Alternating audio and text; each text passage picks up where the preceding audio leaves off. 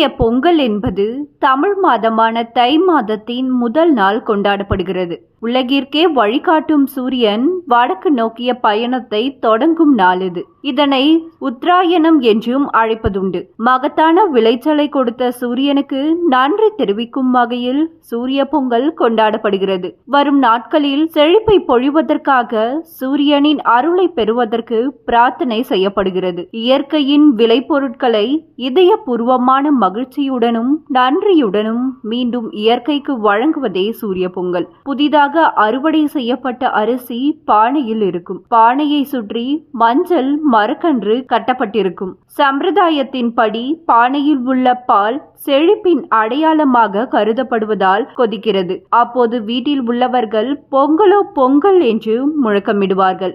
ஒவ்வொருவரும் தங்கள் வீடு அலுவலகங்களை அலங்கரித்து புதிய ஆடைகளை அணிந்து சூரியனை வணங்கி குடும்ப உறுப்பினர்கள் மற்றும் உறவினர்களுடன் மகிழ்ச்சியாகவும் விருந்துண்டு பொங்கல் திருநாளை கழிக்கின்றனர். இந்த உணவு முதலில் சூரிய பகவானுக்கு புதிய வாழை இலையில் மற்ற உணவுகளுடன் சமர்ப்பிக்கப்படுகிறது. பின்னர் குடும்ப உறுப்பினர்கள் மற்றும் நண்பர்களுடன் உணவை பகிர்ந்து கொள்கிறோம். எந்த ஒரு புதிய முயற்சிகளிலும் ஈடுபடுவதற்கு இந்த நாள் மிகவும் சாதகமாக கருதப்படுகிறது. சூரியனின் வடக்கு நோக்கிய பயணம் வசந்த காலத்தின் வருகையை முன்னறிவிக்கிறது. புதிய நம்பிக்கையையும் புதிய வாய்ப்புகளையும் வழங்குகிறது. சூரியனுக்கு நன்றி தெரிவித்து பொங்கல் வைக்கும் வழக்கம் கிராமங்களுக்கு மட்டுமல்ல நகரங்களிலும் உற்சாகமாக கொண்டாடப்படுகிறது.